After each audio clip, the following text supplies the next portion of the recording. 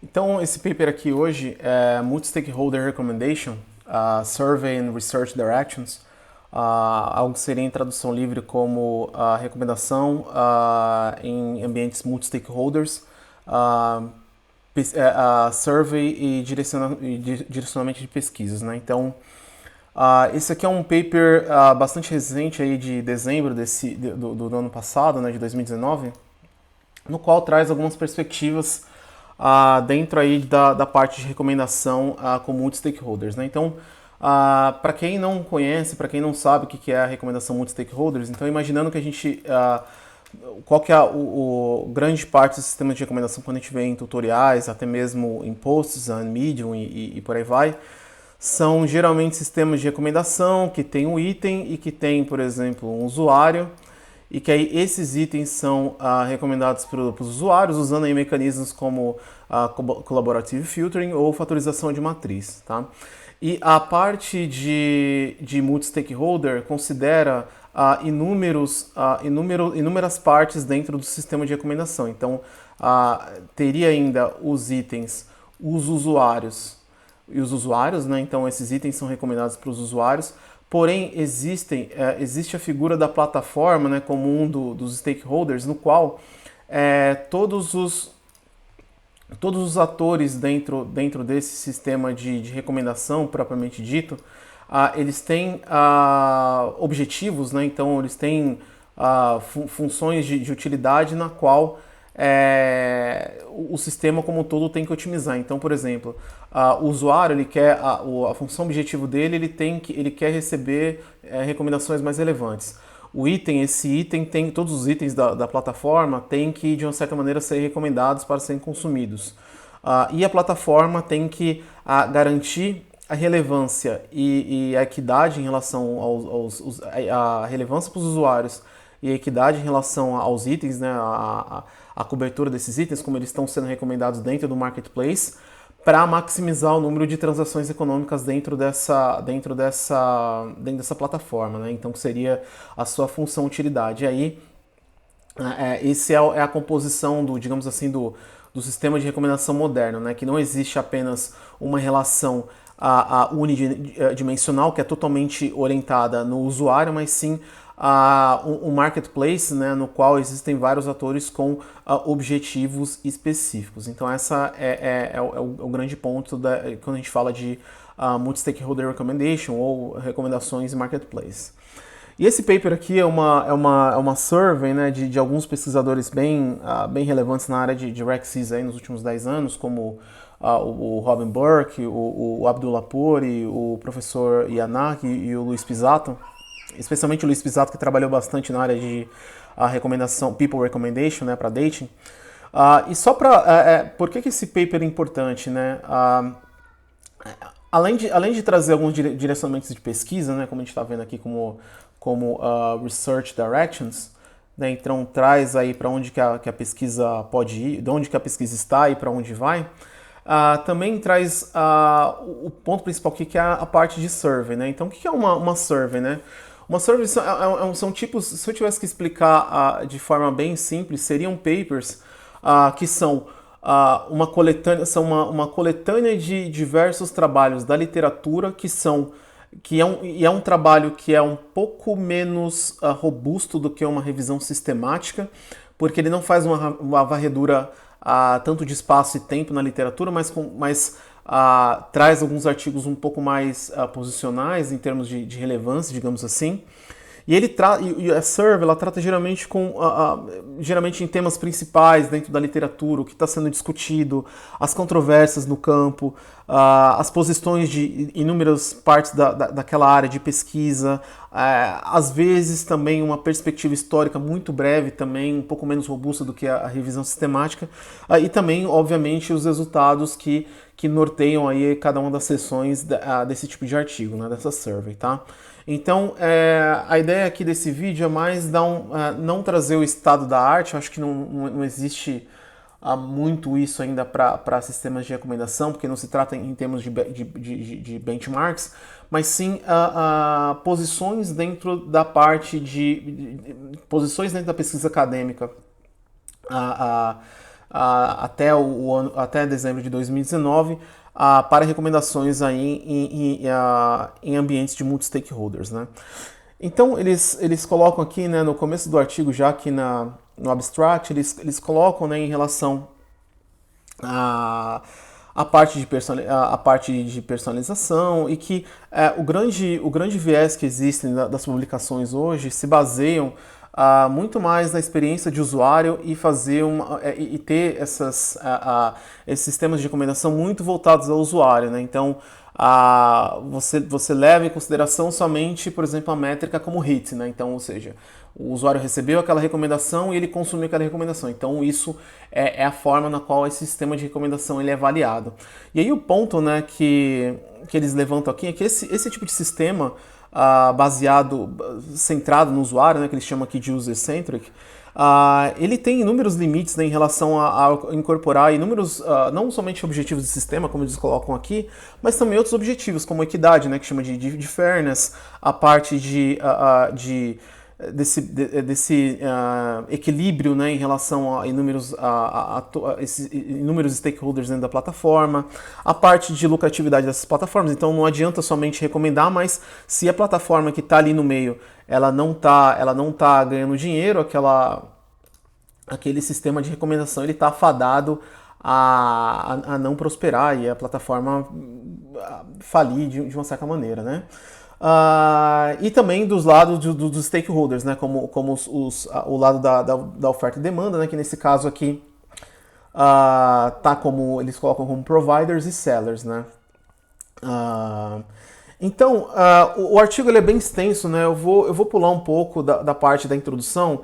Eu vou colocar somente alguns pontos principais da survey. E para quem quiser conferir, tem um vídeo aqui no canal também, dentro da lista aqui de matching e recomendações, que trata a parte de sistemas de recomendação para stakeholders de uma maneira um pouco mais específica, tá? Aqui a gente vai discutir só aspectos posicionais aqui da survey, né? Então, a primeira definição que eles fazem aqui, né? Qual que é a definição de stakeholder, né? Que eles colocam aqui dessa citação aqui de Freeman, né? Que eles colocam que todo mundo que tem algum tipo de investimento, né? Que tem algum tipo de grupo de indivíduos que podem afetar ou que afetam os objetivos de uma empresa, né? Então, o ponto principal aqui é que quem são os stakeholders? Podem ser, por exemplo, os fornecedores, podem ser os usuários da plataforma, podem ser agentes externos, podem ser os acionistas, pode ser o board, pode ser a presidência, pode ser o marketing. Então, todo mundo que tem algum tipo de parte dentro daquela organização, ela torna-se automaticamente um dos stakeholders. É óbvio que nenhuma plataforma vai conseguir compreender todos os stakeholders dentro da plataforma, mas aqui eles colocam de uma maneira geral no qual não somente o usuário é o principal, a peça principal de qualquer sistema de recomendação, mas sim existem outros interesses, né?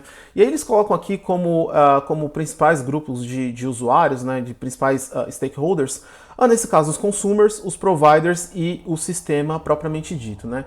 E aqui eu vou fazer uma pausa para falar especificamente desse desenho que a gente já tinha visto aqui anteriormente, só para ilustrar esse ponto do porquê considerar esses múltiplos stakeholders e sistemas de recomendação é importante. Quando a gente fala, por exemplo, de plataformas como o Spotify, a gente tenta pensar no Spotify como plataforma de recomendação, quando a gente vê esses cases de engenharia de machine learning, muito mais como um sistema de recomendação que gera somente listas algorítmicas para os usuários e tá tudo certo, né? Se o usuário está escutando aquelas listas, então o Spotify está conseguindo ter um sucesso em relação às suas recomendações. Isso é parcialmente verdade, né? Porque dentro dessa perspectiva dos usuários, você pode estar trazendo o máximo de relevância para esses usuários, porém, se a gente pensar no caso dos itens, aqui seria eu colocaria muito mais os artistas / as músicas como itens. Se a gente tivesse uma cauda muito longa de artistas, então, ou seja, a gente tem uma pequena fração de artistas que são muito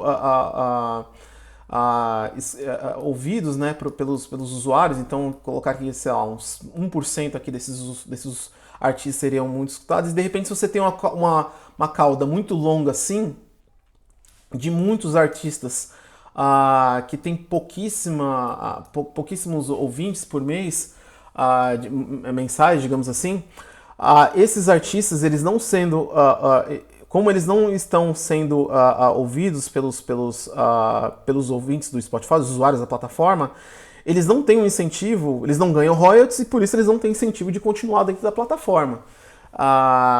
E por outro lado, né, até mesmo por parte dos usuários. Então, se tem usuários assim com um gosto um pouco mais eclético, né? Então, imaginando a mesma curva aqui. Então, nós temos aqui, sei lá, 90% das pessoas que escutam a música popularesca, música popular, e a gente tem uma cauda longuíssima aqui de pessoas que escutam, que tem esse ponto de corte aqui, pessoas que escutam, por exemplo, jazz dos anos 50, ou, por exemplo, gent metal, ou, por exemplo, algum tipo de música, por exemplo, do interior da Somália, por exemplo. Tá? Só um exemplo de nicho. Então, esses atores dentro esses artistas, né, eles devem ser também levados em consideração porque esses sistemas essas plataformas que contêm esses dois lados de sistemas de recomendação, eles dependem também da rede, né, da quantidade de itens, né, e de pessoas que estão disponíveis ali. Tá? E por último, né, a plataforma, que é o ponto que 90% de todos os posts e trabalhos esquecem, que essas plataformas elas precisam ser economicamente viáveis. Então isso significa o quê? Que o Spotify, por exemplo, ele não somente tem que trazer relevância para os usuários e oferecer todos os artistas, mas também tem algumas metas, por exemplo, de royalties. Então, o Spotify tem metas de reduzir royalties para os grandes produtores e aumentar dos pequenos, por exemplo, que pode ser a sua função utilidade, né? O seu objetivo dentro daquele marketplace. Tá? Então, feita essa ressalva, feito esse adendo em relação do porquê esses sistemas, o papel desses atores e porquê essa preocupação desse multi-stakeholder recommendation, aqui eles colocam, né, que a gente começa a entrar na parte que eles chamam aqui das definições, né, e eles passam na parte de métricas de avaliação, né, então no qual que eles colocam de forma bem sensata aqui, que se a gente for ver os sistemas de recomendação em geral, eles lidam muito com métricas que, digamos assim, seriam no caso, academic metrics ou science metrics, né? Como recall, como precision, como normalized discount cumulative gain, né? Que tá o NDCG, diversidade e itens novos sendo oferecidos, né? Que é interessante em relação para a experiência do usuário em si. Então, o Precision Recall ele vai ali meio que determinar a relevância daquilo que está sendo recomendado. A parte de Normalized Discount Cumulative Gain, por exemplo, traria aspectos relativos ao ranking, né? Então, como que aquele ranking que está sendo oferecido naquela lista de recomendação está sendo avaliado.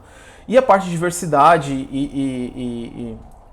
e novidades, digamos assim, né, que estão sendo oferecidos, é o quanto que o usuário ele vê itens novos ou itens diversos, tá? Mas isso tudo, como os autores colocam aqui, é muito baseado no usuário.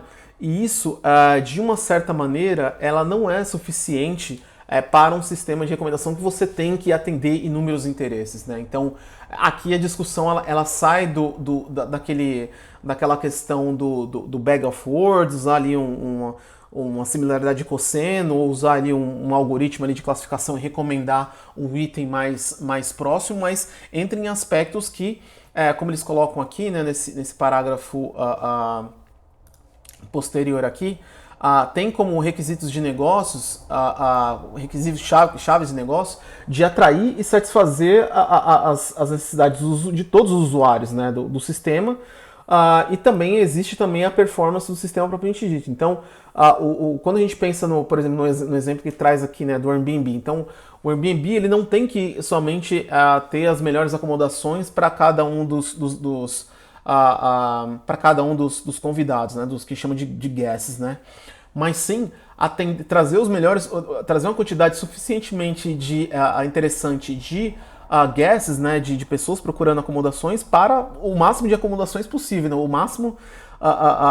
para o máximo de donos de acomodações possíveis dentro da plataforma. Por quê? Porque se houver algum tipo de desequilíbrio em relação tanto à parte da oferta quanto da parte da demanda dessas acomodações, a plataforma não fica interessante. Então, se existem muitos usuários e muitos que chama de guests, né? Então muitos convidados, mas poucas acomodações, esses convidados eles vão em outras plataformas, não no Airbnb, vão no Booking, vão no Hotel.com e por aí vai. E por outro lado, né, se houverem muitas acomodações e poucos clientes, os donos dessas acomodações, eles não vão ser. O Airbnb não fica interessante, eles vão colocar a acomodação deles, por exemplo, em anúncios locais ou pela internet, um anúncio direto na internet. Né? Então, essa é uma preocupação que vai um pouco além dessas métricas que a gente está vendo aqui, que são orientadas ao usuário propriamente dito. Tá? Seguindo adiante, então. O trabalho é extremamente bem feito, assim, traz alguns aspectos bem interessantes, né? Que eles trazem também a parte da perspectiva da recomendação aqui de múltiplos stakeholders, né? Que eles trazem, por exemplo, a Group Recommendation, né? No qual usuários com gostos similares eles estariam num pool.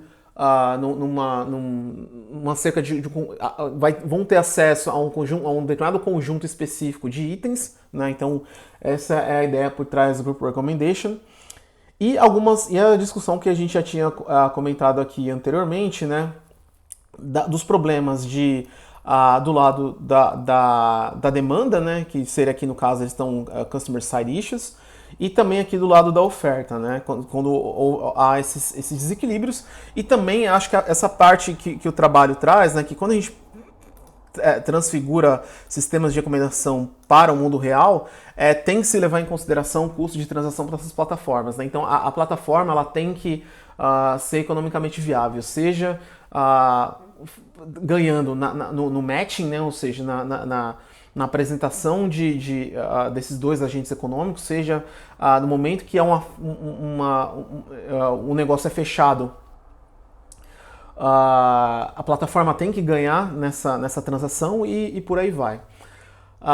Seguindo adiante um pouco, né, e aqui é uma parte da pesquisa relacionada, e esse aqui é um ponto que eles colocam aqui, né, que na primeira parte que eles colocam na parte de economics, né, pesquisa na parte de economia. A segunda parte aqui, né, em relação à parte de múltiplos objetivos, né, em sistemas de recomendação, para questões de equidade, diversidade e novidade, né, desses itens, e em relação à parte também de personalização. E aqui entra um ponto que eu quero ressaltar da survey. Apesar dela ser muito bem escrita, ela e é uma visão um pouco mais pessoal, que ela peca um pouco de não fazer uma... Tudo bem que ela é uma survey, então a gente não pode julgar a survey como se fosse uma revisão uma revisão sistemática, uma revisão de literatura muito vasta, digamos assim, até porque trata de um ponto muito mais geral. Mas esses problemas desses two-sided markets é um problema extremamente pesquisado na literatura econômica. Né? Então existem muitos trabalhos com destaque aí do trabalho da professora Sotomayor e do Gary Roth, que eles têm um paper seminal, talvez eu fale sobre ele aqui um dia, na qual eles fazem uma modelagem de como que funcionaria, né, o preceito desses mercados com duas partes interessadas. Tanto é que isso já foi até tema de prêmio Nobel, por exemplo, e isso é usado até hoje para a parte de alocação de estudantes em universidades americanas e até mesmo para a fila de transplante de órgãos. E aqui no trabalho em si, eu achei que faltou um pouquinho mais de referências um pouco mais antigas de onde esse problema já está sendo resolvido. Na parte de Multi-Objective Recommendation, né, de recomendações multi-objetivos, eles trazem aqui um ponto interessante, aí aqui a literatura um pouco mais exaustiva, aí, começando nesse artigo do Smith e do McClave aqui de 2001, Mas o ponto que eu quero colocar aqui é sobre como que alguns sistemas de multi-objetivos eles lidam com algumas consequências, né, externalidades dentro daquele framework de oferta e demanda dentro daquela plataforma, na qual os usuários do sistema eles podem ter objetivos conflitantes não somente entre si, então, ou seja, imaginando que a gente está num marketplace que tenha, por exemplo, dois lados, né? Então, quem está do lado da demanda quer pagar menos, quem está do lado da oferta quer cobrar mais caro, né? Então, isso são objetivos conflitantes e aí tem que haver esse equilíbrio aí para haver transação. Não somente esse é um problema dentro da perspectiva econômica, mas também esses sistemas de recomendação eles trazem problemas novos, como a gente vê aqui, de objetivos de curto prazo e de longo prazo, até mesmo para os próprios usuários sendo conflitantes. Então, imaginando, por exemplo, vamos imaginar eu não vou falar de um sistema de recomendação específica da parte de tecnologia, mas um exemplo mais geral, que por exemplo, seria uma academia de ginástica. Então a pessoa tem um objetivo de curto prazo para emagrecer, e isso é bom para a academia, então eles têm ali um match, digamos assim, eles têm um acordo ali que o arranjo é conveniente para os dois, porém quando aquela pessoa ela descobre que está numa forma legal, ou ela quer engordar, por exemplo, ela quer ganhar mais massa, pode ser os dois casos também, quando a pessoa ela atinge aquele objetivo, né, aquele peso-alvo dela, ela pode estar muito satisfeita com o corpo dela e falar assim, agora eu vou fazer só trabalhar na manutenção disso, através de alimentação ou até de exercícios um pouco mais regulares. E aí no momento que essa pessoa ela descobre que ela não precisa ficar na academia, a academia vai perder aquele cliente propriamente dito, né? Então são objetivos conflitantes de curto prazo, né? E a pessoa ela quer ou ganhar massa ou engordar ou ela quer emagrecer, com de longo prazo quando ela atinge aquele objetivo e aí aquela transação em si ela não faz sentido, né? E esse é um problema que existe nesses marketplaces com múltiplos objetivos, né? E também a parte de personalização, né? Então aqui tem um trabalho do Gary Roth e da professora Sotomayor, no qual aí tem a parte de preferências, de recomendações baseada em personalização, que leva em consideração preferências previamente ranqueadas. Então, se eu vou entrar, por exemplo, amanhã no Spotify, o Spotify me dá, por exemplo, um cards ali, algumas opções. Você fala, que tipo de música você gosta? Eu gosto de rock, eu gosto de salsa e eu gosto de jazz, por exemplo. E aí isso seriam as minhas preferências ranqueadas.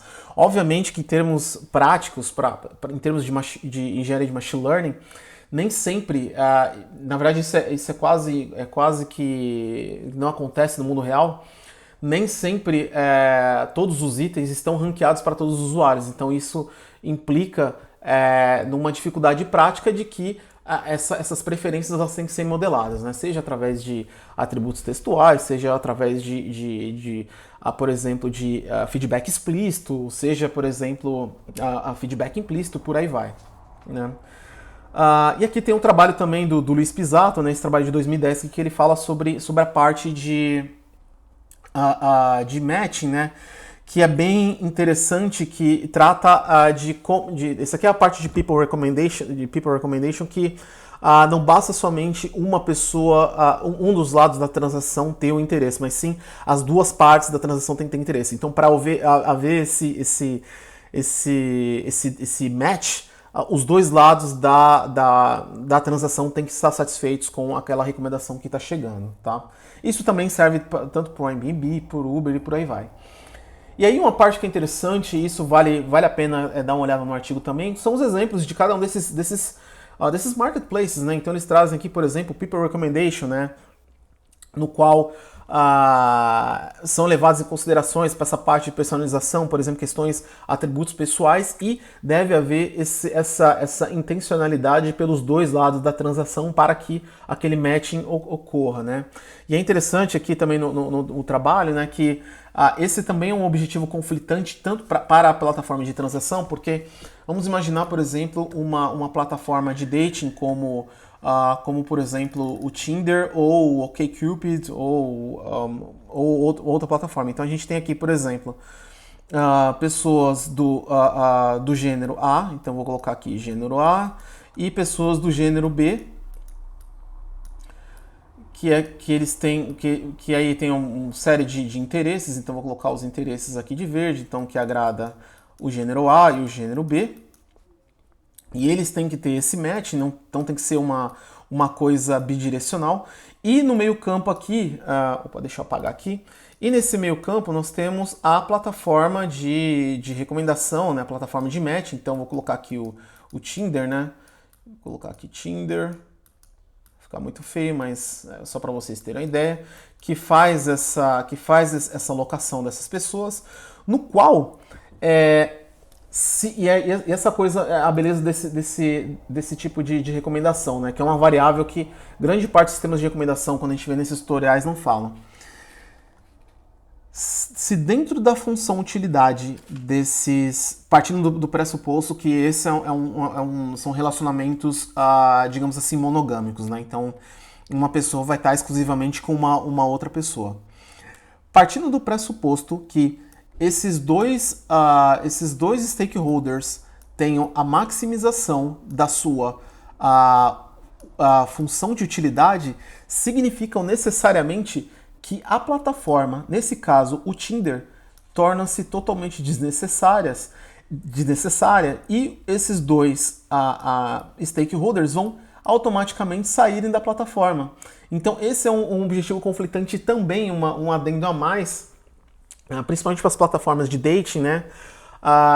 Que levam uma variável a mais a ser considerada no momento que a gente modela esse tipo de sistemas, né? Dentro da perspectiva aí de engenharia de machine learning.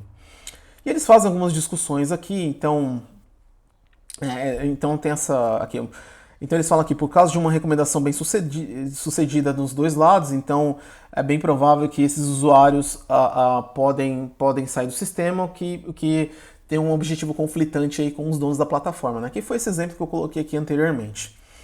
Eles fazem aqui uma revisão de literatura. O segundo exemplo que eles colocam é a parte de percepção, recomendação através de percepção de valor, né? Que nesse caso eles trazem métricas, digamos assim, do entre aspas, mundo real, que é em relação à parte de satisfação dos usuários e tudo mais, no qual eles usam métricas, essas métricas um pouco mais acadêmicas, né, como RMSE, Normalized Discount Cumulative Gain, Discount Cumulative Gain, Precision Recall, e eles fazem essa combinação no qual eles usam esses sistemas, eles usam essas métricas como um proxy, né, como um indicador principal de que o sistema ele está trazendo o valor para o usuário, né? Que é interessante também, acho que e aqui diferencia um pouco mais da parte de sistema dessas métricas propriamente disso, porque aqui trata um pouco mais de métrica de utilidade também, não é muito mais em relação àquilo que é, por exemplo, um clique, por exemplo, mas é aquilo que é consumido, né, que envolve aspectos também de utilidade para o usuário final. Seguindo um pouco mais em frente aqui, aqui é um ponto até que eu coloquei aqui em relação à parte de percepção de valor, né, que eu até coloquei uma observação no paper que até mesmo dentro essa é uma das limitações do artigo que eu vejo também, a percepção que eu tenho, que eles discutem pouco a questão de causalidade, né, então que aqui às vezes o sistema de recomendação ele não tem os dados no qual teve aquela que deixa de forma explícita a intencionalidade do usuário usar aquele item, né, consumir aquele item, né. Isso fica muito transfigurado, por exemplo, quando a gente fala. Então imagina que a gente vou trazer de novo o mesmo exemplo que eu usei no vídeo anterior. Imagina que eu gosto muito do filme Identidade Bourne. E eu gosto desses thrillers policiais, de espionagem, por aí vai, e ação. E de repente eu tô com eu recebo uma lista lá com Identidade Bourne, Supremacia Bourne, Ultimato Bourne, todos os filmes do Liam Neeson e por aí vai. Porém, se eu tô na minha casa com uma criança, por exemplo, eu vou assistir um Netflix, eu não vou colocar por exemplo, Supremacia Born, para assistir um filme de ação, vou colocar um desenho. Eu vou receber uma recomendação do sistema de recomendação, de fato, do Netflix nesse caso. Porém, o fato de eu não consumir essa recomendação está muito mais ligado a um aspecto que não está implícito nos dados, ou seja, eu tenho uma criança, mas eu não tenho essa representação dessa criança no momento que eu não aceito a recomendação. E por isso eu não estou escolhendo aquele filme, mas não significa que aquele filme é relevante para mim. E o contrário também pode ser verdade, tá? Então, essa é uma das limitações aqui que eu acho que faltou no artigo, mas isso não tira o grande brilho do trabalho propriamente dito, né? E o outro ponto que eles colocam aqui, o outro exemplo, a parte de Fairness Aware Recommendation, né, que é uma espécie de percepção de equidade dentro do marketplace. Esse aqui é um assunto que eu gosto bastante. Tem um vídeo aqui no canal chamado de Fair Hack, que é um paper que trata só disso, que trata em relação à parte de coverage, né, de cobertura, tanto dos itens quanto dos usuários. Vale a pena dar uma olhada, que tá bem legal esse vídeo. Mas aqui eles tratam como, quando a gente trata de múltiplos stakeholders, né, tanto da parte de itens quanto da parte de usuários, esses sistemas que garantem esse tipo de equidade dentro de sistema de recomendação, ele garante de uma certa forma que todos os usuários estão, digamos assim, num conjunto de pessoas que vão receber recomendações propriamente dito, né? Então eles estão não existe usuários fora que não vão receber nenhum tipo de recomendação. E do contrário também, do outro lado, né, em relação aos itens. Então todos os itens, não importa o quão bom ou quão ruim eles sejam, eles vão ser recomendados de uma certa maneira. Então esse tipo de recomendação, né, que garante esse tipo de cobertura, né, e que garante também uma equidade maior dentro do marketplace, é um exemplo bem interessante desse tipo de sistema. E aqui eles trazem uma parte que é bem interessante, que é, depois desses exemplos, que é a parte de questões de metodologia, né, ou problemas metodológicos que possam ocorrer. E aí, esse é o ponto aqui o que faz esse tipo de pesquisa ser um pouco diferente em relação ao sistema de recomendações normais que a gente vê ao longo de toda a internet, né? Que eles colocam que a primeira coisa é que esse sistema que leva em consideração múltiplos stakeholders, eles não podem ser avaliados pelo mesmo prisma, por exemplo, por exemplo, usando uma métrica centrada no usuário, como um precision, como um recall, como o MRR, ou também não pode ser medida por métricas de rank aware, como DCG e por aí vai.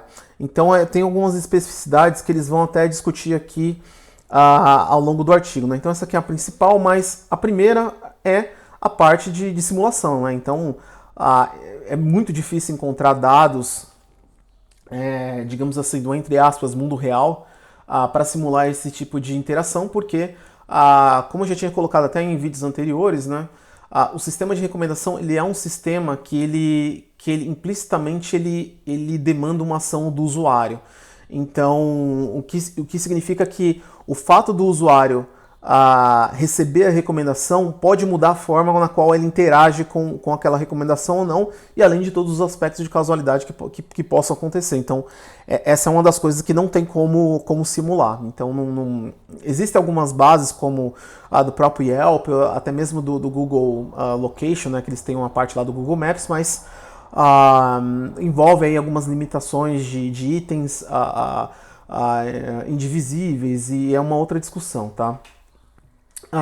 E aqui em relação a características de distribuição, né, que algumas têm a distribuição essa power law, outras têm distribuição um pouco normais. Isso muda a dinâmica na qual esses sistemas são avaliados. A segunda parte, que é a parte difícil, né, na qual esses sistemas têm que ser avaliados, é em relação à utilidade que eles trazem para cada usuário. Então, não basta somente ter uma lista algorítmica ali que bate com alguns usuários que o cara predeterminou no momento que ele foi registrado na plataforma, mas sim o quanto daquele conteúdo que ele está consumindo propriamente dito, né? Isso pensando no objetivo de um usuário. Ou, por exemplo, quanto de royalties que um artista recebeu. Ou, por exemplo, quanto de minutos que os usuários ouviram ao longo do mês para a plataforma propriamente dita. Então, são funções de utilidade diferentes que têm características bem peculiares. Na literatura de sistemas de recomendação, quando a gente fala de tecnologia, na parte de tecnologia, né, como a gente está vendo aqui agora, isso não é muito discutido em relação a funções de utilidade, mas na literatura econômica isso é um tipo de pesquisa que tem aí 50 anos ou mais aí de coisas, de como que isso é discutido, tá?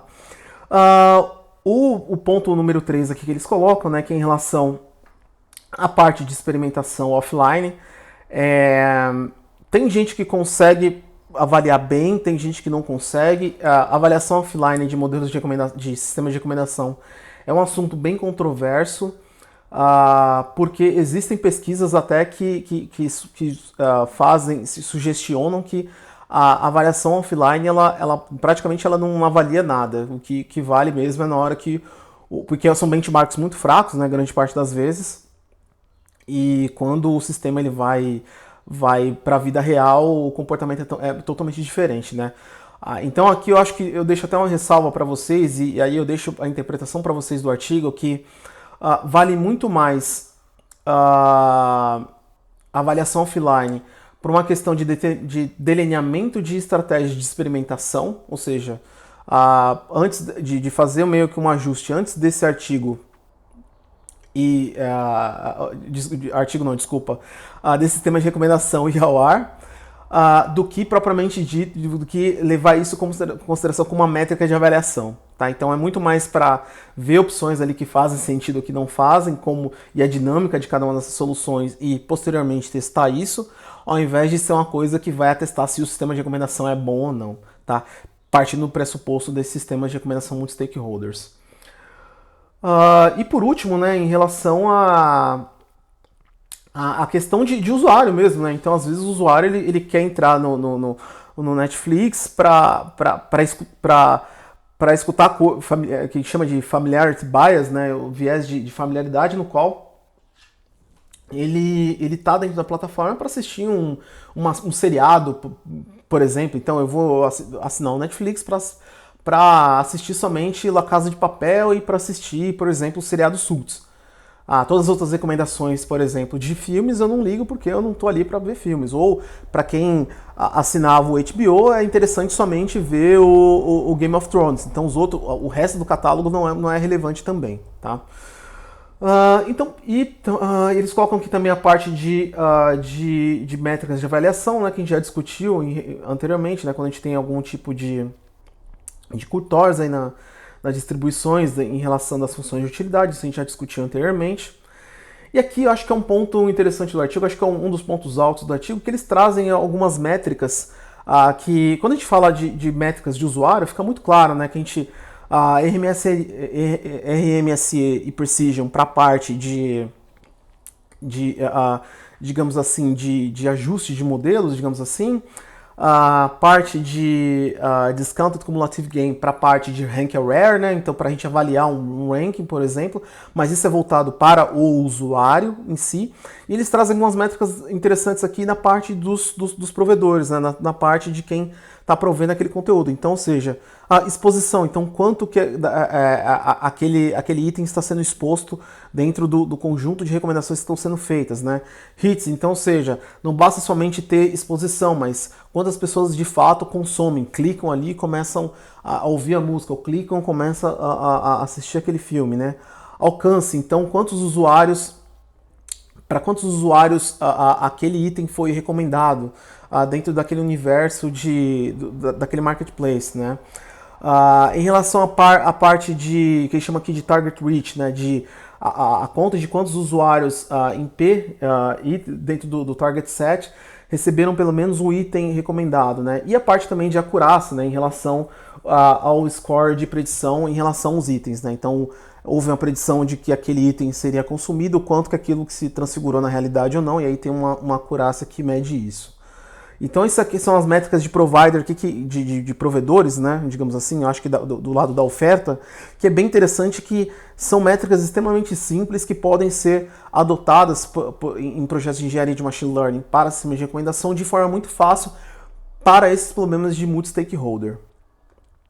Seguindo um pouco mais adiante, eles trazem aqui algumas métricas, né, de sistema também, que eles colocam aqui a parte de comissão, a parte de hits. Uma das métricas que eu até coloquei uma observação aqui, né, que eu acho que uma métrica que faltou é uma métrica que eu chamo de liquidity, né, ou liquidez. Liquidity.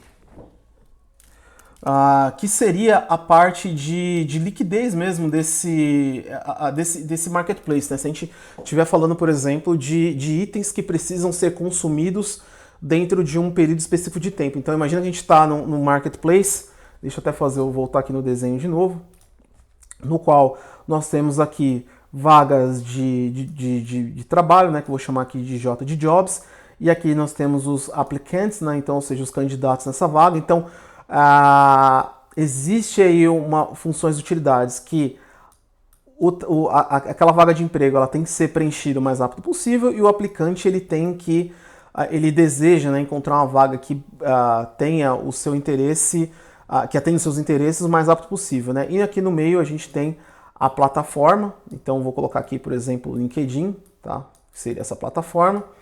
O LinkedIn ele não ganha dinheiro quando o usuário preenche uma vaga, ou quando a vaga é preenchida, mas ele ganha em relação a esse efeito de rede, né, de ter muitos empregadores e muitas pessoas que querem emprego dentro da plataforma. Acho que eles ganham, esse é o modelo de negócio deles.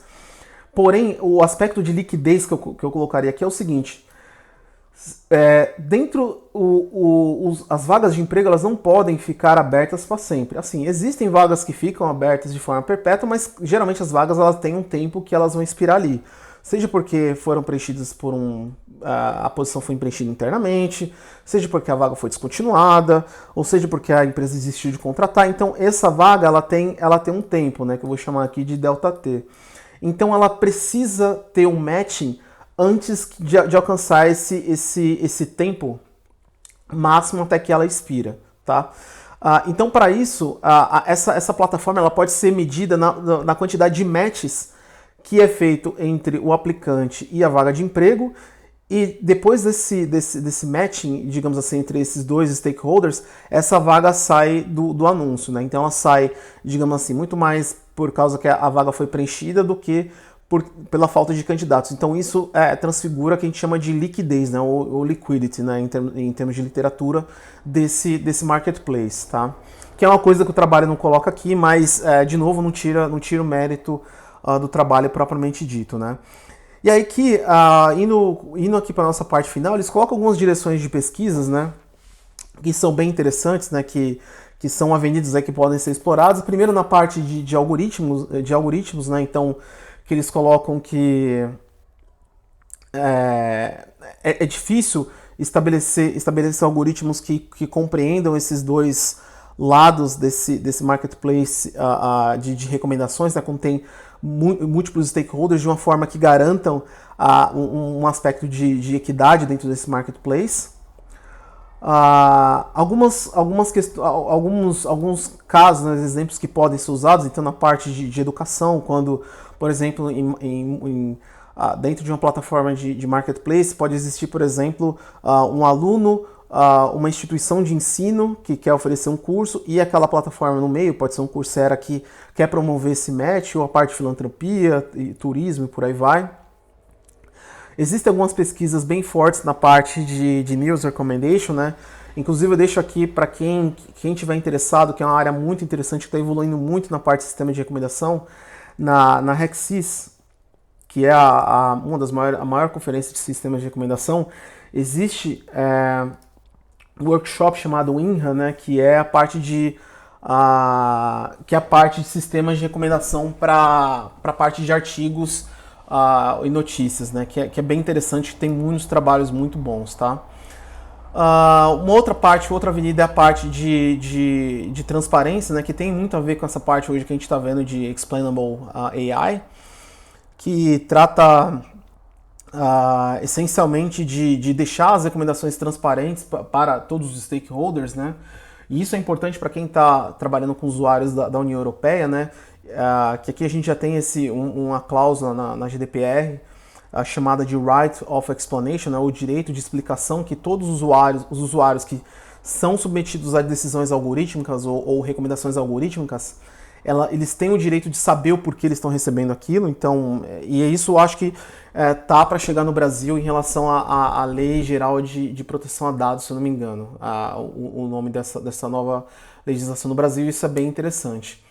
E aqui eles colocam a conclusão que eles fazem em relação à parte da área de pesquisa.